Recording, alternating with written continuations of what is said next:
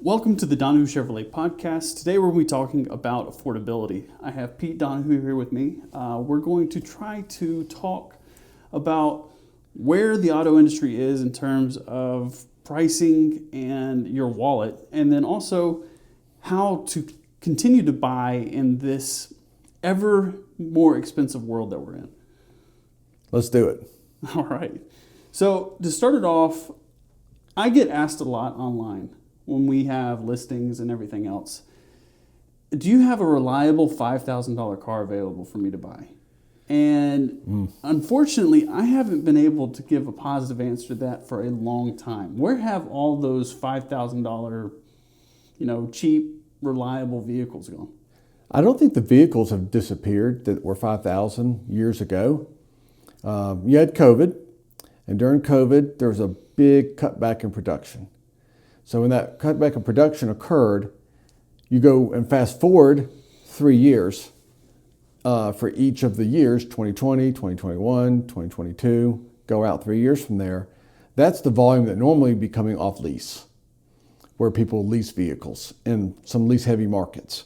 And that is some of the foundational stuff. That plus the rental cars, that rental car companies were not getting product either. So those two sources of used vehicles dried up going out 2 to 3 years from the start of COVID.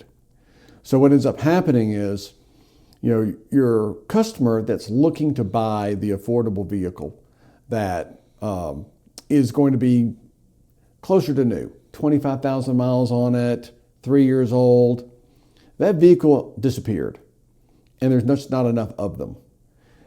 Well, those individuals, some went and bought new, but some had to drop down and buy older used, a little bit higher mileage, because there just wasn't enough supply of the off-lease rental sweet spot stuff that has normally been supplied in the marketplace. So to get that, they had to go to older models and more mileage. Well, then the people that were buying those vehicles at the same time that the people we're talking about that were buying the off-lease vehicles, those folks were now getting crowded out or being competed away for those vehicles by folks that were dropping down to try and find stuff that was used. And so then those folks start going down in the market to a little bit older and a little bit cheaper. Well, there's not enough of any of this stuff.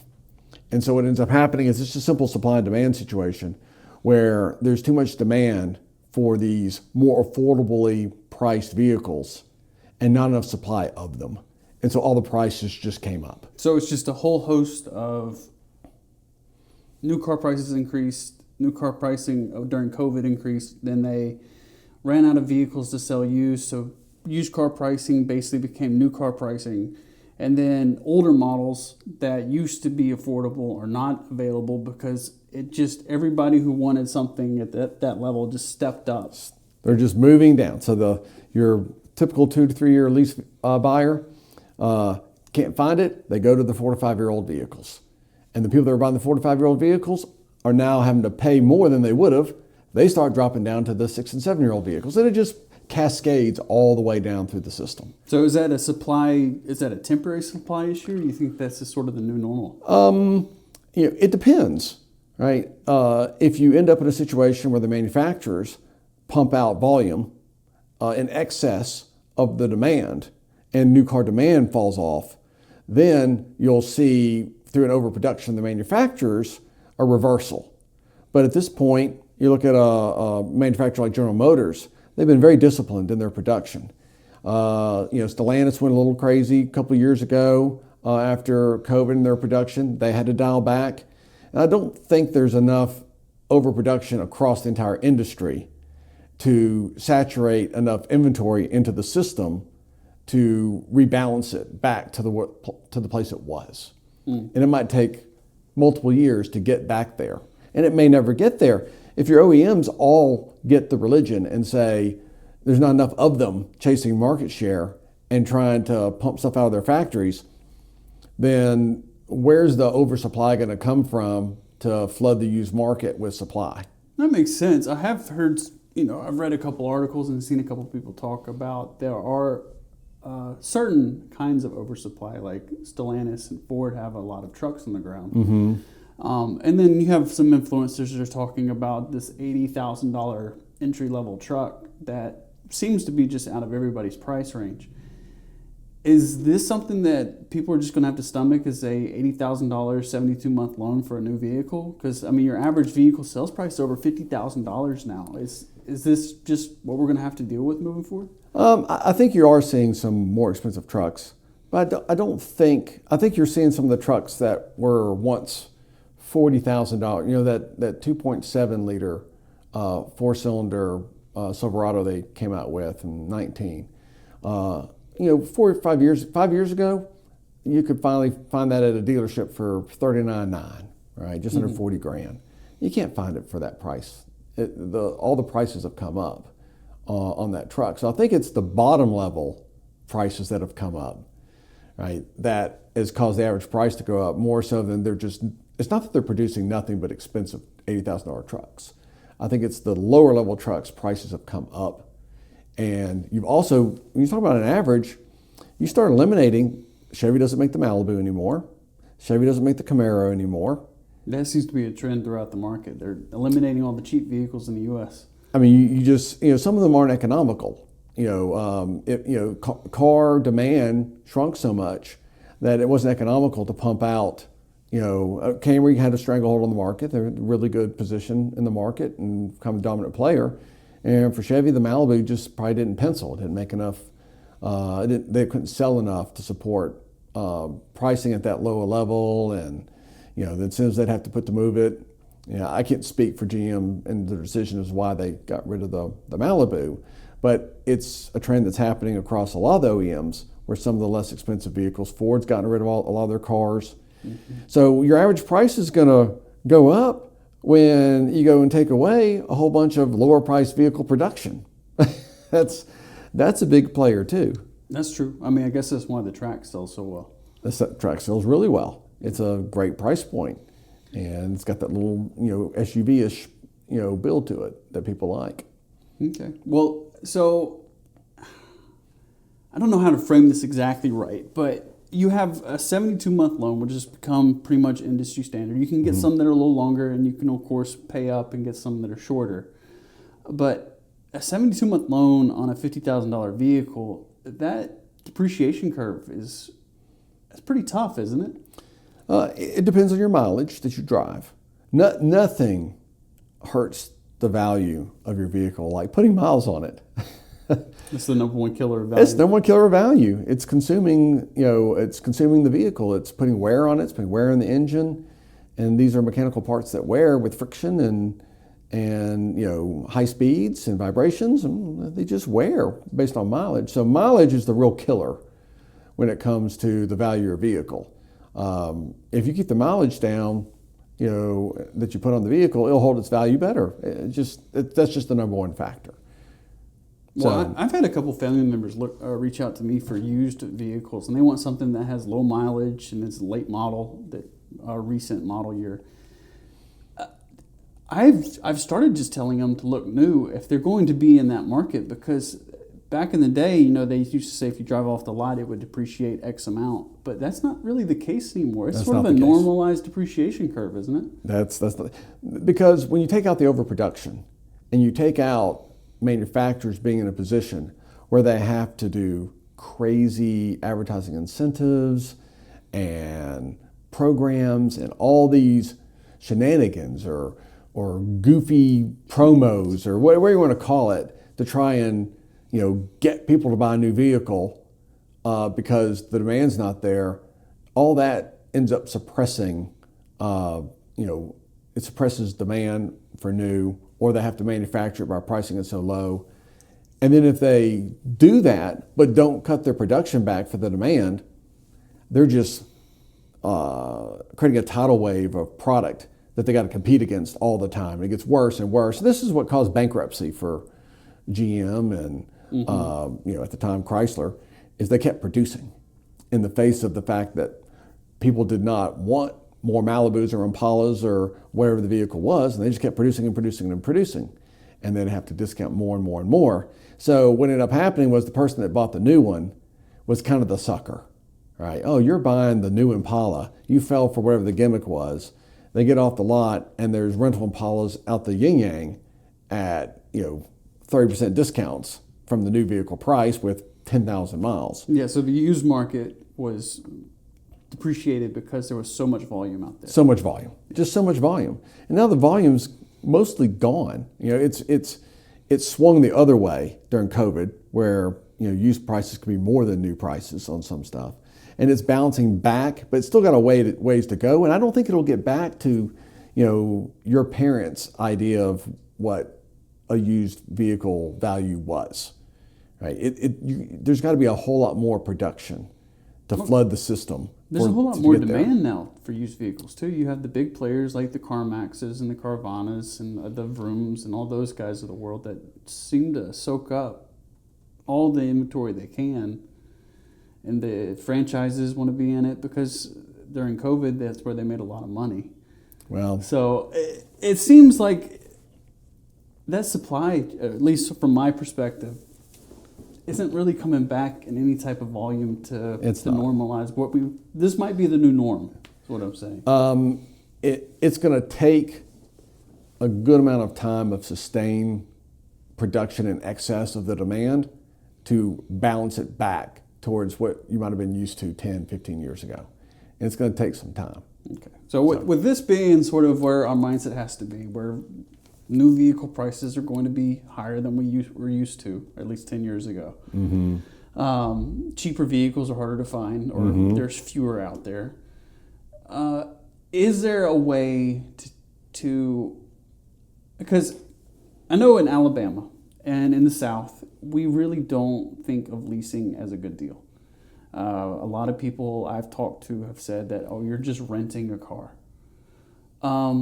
Because if you buy a car, you could build equity in it. And we've already talked about depreciation, all this other stuff, but is that true? Is leasing just renting a car? Are you just giving up money just to have a vehicle, or is buying the better option?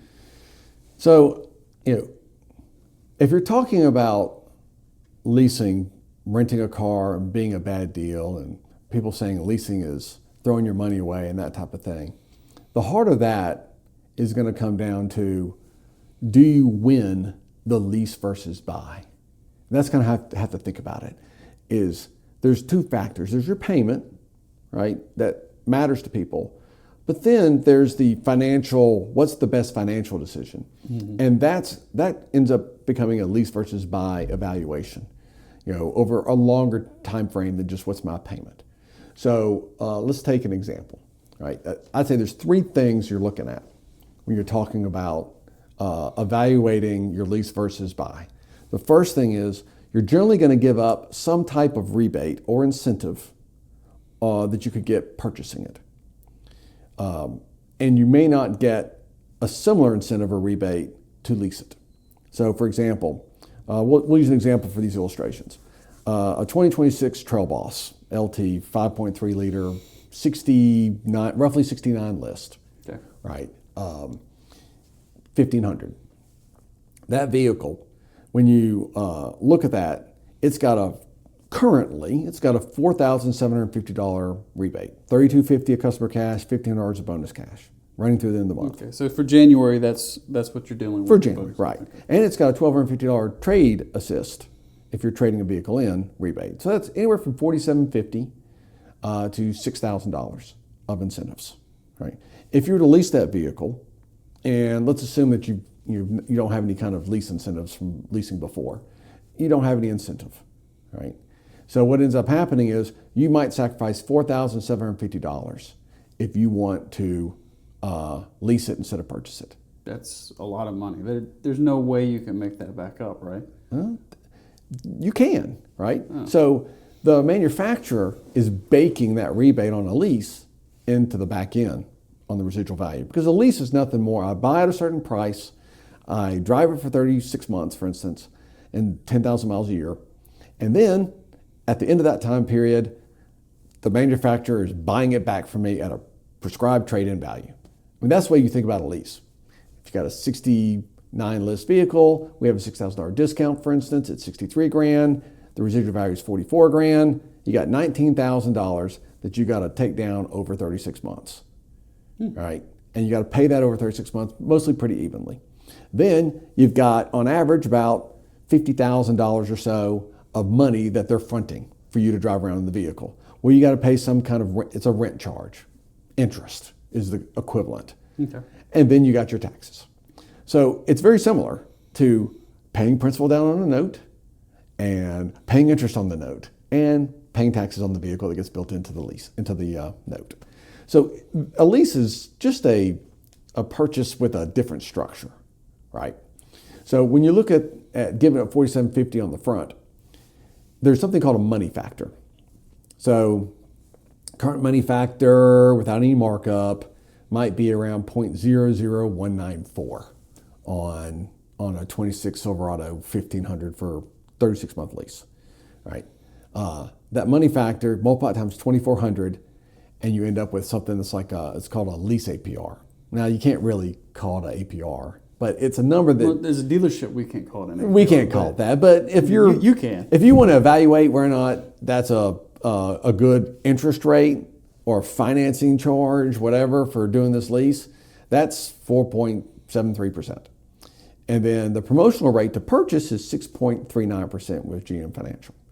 So you're going to save over a 36-month lease, let's say $1,200 by your rent charges. A one-to-one comparison. Your rent charges are going to be less over 36 months with a lease than what you're paying the bank in interest on a 72-month loan. I follow. Right.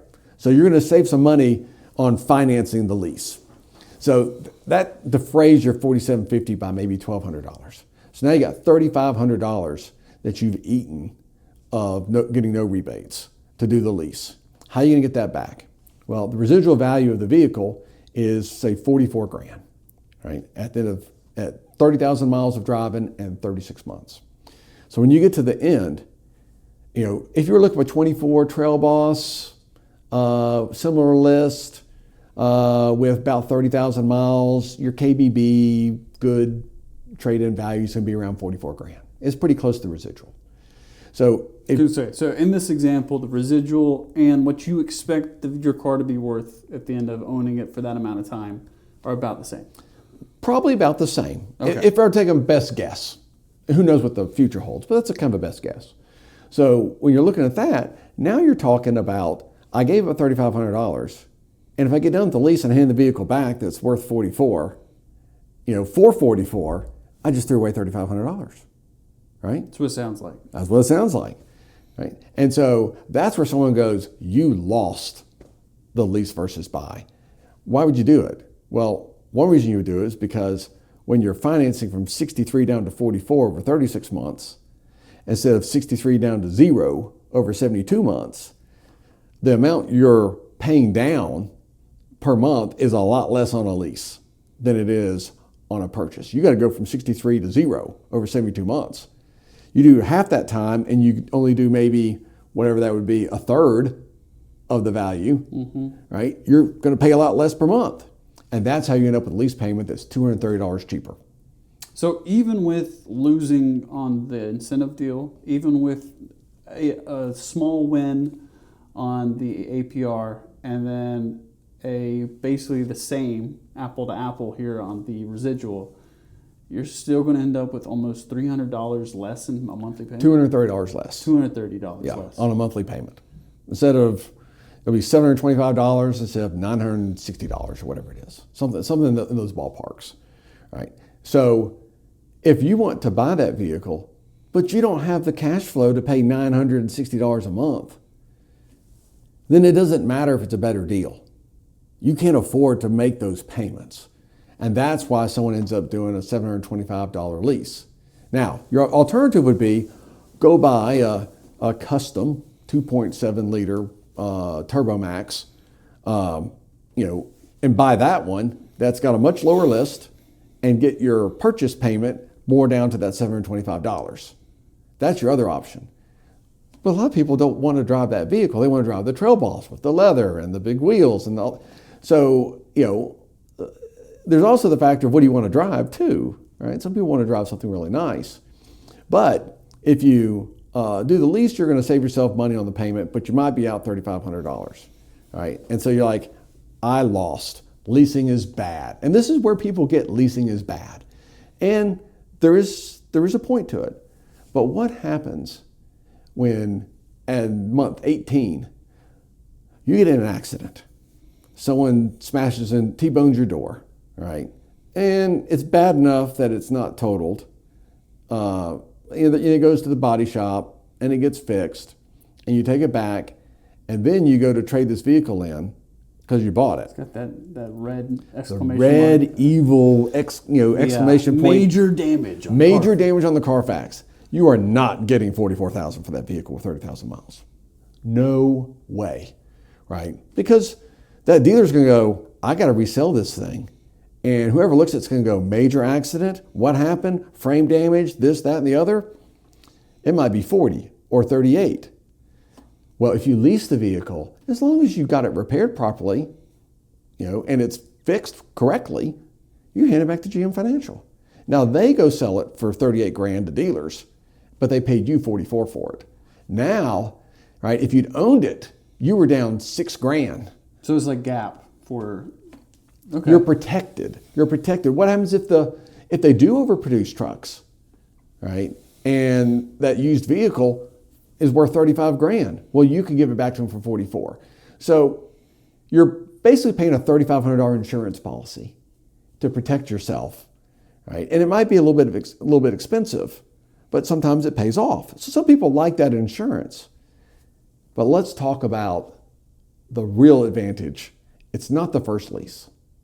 It's the next lease. Because you get all those lease bonuses for being loyal. So if I were to buy that lease at the beginning, I didn't have trade, I didn't get the trade assistance, and I was leasing a Chevy Malibu, right? Mm-hmm. I'm gonna get me a truck. Now you qualify for $2,500 of Chevy Loyalty CCR towards the lease. So now your $3,500 deficit that you had is a $1,000 deficit. Because instead of giving up $4,750 of rebates and getting zero, you're giving up $4,750 rebates and you're getting $2,500 of money. So it pays to get in the program and that. Once you get in the program, then you're saving on the financing cost for the lease versus the purchase. That's maybe $1,200. So now you're looking at $1,000 instead of $3,500. 43 grand versus 44 grand, you're even. Now you're starting to have a better chance of it working in your favor. Well, let's say I'm really budget oriented. So I come to you and I say I have a $500 a month budget and I want this SUV. Doesn't matter what. Let's say a Traverse. Mm-hmm. I could lease the Traverse, probably get close to it on that number. But I probably couldn't buy a new Traverse for that $500 a month payment. So then I got to start looking used if I want to purchase. Mm-hmm. And a used Traverse is going to retain its value pretty well. So I'd have to go with like a 30 or maybe 40, maybe 50,000 mile Traverse that's 3 or 4 years old to get that payment to that point. There's a cost to ownership there with an older vehicle and something Absolutely. That's soon to be out of warranty. Absolutely. I think people think that once you pay off that 6-year loan, like you're going to have it free and there's going to be no expenses to that vehicle, but that's not really the case, is it? No. And on that Traverse, because the depreciation is not huge off these new vehicles like it used to be, you're not, and you got competition to go meet that price point to get to that payment. You're not getting as good a value for the dollar for the purchase as you are on a new. It's probably similar, maybe worse, right? If you're buying that Trail Boss if you're buying a 30,000 mile 3-year-old Trail Boss for 44 grand, you still got a pretty good sized payment, mm-hmm. right? It's probably comparable to your lease payment, right? And you got a vehicle that is, you have more risk associated with something going wrong with it over the lifetime that you're going to own it. And it's just not the deal. It's not the value play that it once was. Now, there are certain models in the automotive space where it's been too much production by the manufacturer, plenty of used inventory out there, and you can do that value play, right? With a used vehicle. With a used vehicle. Yeah. It might be some certain Nissan or Stellantis products where they've had some overproduction issues in the last few years, but not all of them. But it's not going to be Toyota. It's not going to be Chevrolet on most of their products. Yeah, you're gonna hold your value pretty well. It's going to hold the value pretty well, and you're really not getting that I bought this used vehicle with all this depreciation down. I'm getting this better value. You're probably getting comparable to a new, maybe worse. And now you're in a situation where you're not winning on the value. You're just tied, maybe, right? But if you can go get that same payment and do a lease, right? There's a lot of worries you're not going to deal with on the lease. You can go do that lease again and take advantage of those incentives to continue leasing that make it even better as you keep doing it. Your payment's lower. There's just a lot of advantages there on a lease that people don't really recognize, and they think they're losing. It's not like with DirecTV. Like with DirecTV, they give you all this money to switch over from, I'm dating myself. Most people don't use cable satellite anymore. But, leave your cable company and come to DirecTV. We'll pay you all this money to switch. And then after a year, you call DirecTV and say, you might have been a loyal customer for 8 years. Can I get a better deal than this? No. Right? But that's not the way it works with leasing. Switching into leasing generally doesn't get you the great deal. But if you can stomach it and you want to take that chance, once you get into it, you stay in it because they reward you for staying in it. And even other manufacturers will do promotions to try and get you to switch your lease over and give you discounts to lease with them. So quick summary of everything. When it comes to affordability, you don't expect there to be a drastic drop in used car valuations. You don't really see that new car prices are going to drastically reduce anytime soon, although incentives might increase in the near future. That's not going to really make or break somebody purchasing right now. Not radically. So the way you would approach it is you would look at, if you're going to be looking at a later model vehicle, check out purchasing versus leasing. Leasing can oftentimes be the better option for you. It can save you money on a month-to-month basis, and in the long run keeps you more liquid and protects you. And then keeping your cash. Used vehicles, you can find some diamonds in the rough, but for the most part, the market is so short on inventory that there's really not much you can do outside of just paying what the market asks for it and being okay with the monthly payment. So there's a lot of things to think about when you're buying a car. We're doing the best we can with our discounts. This month we are doing employee price on a number of different vehicles. If you want to see any of those vehicles, you can obviously visit our website at donohoochevrolet.com. I'm Tyler. This has been Pete. Thank you for joining us for the Donohoo Chevrolet podcast, and we hope to see you next time. Thanks, Tyler. Thanks.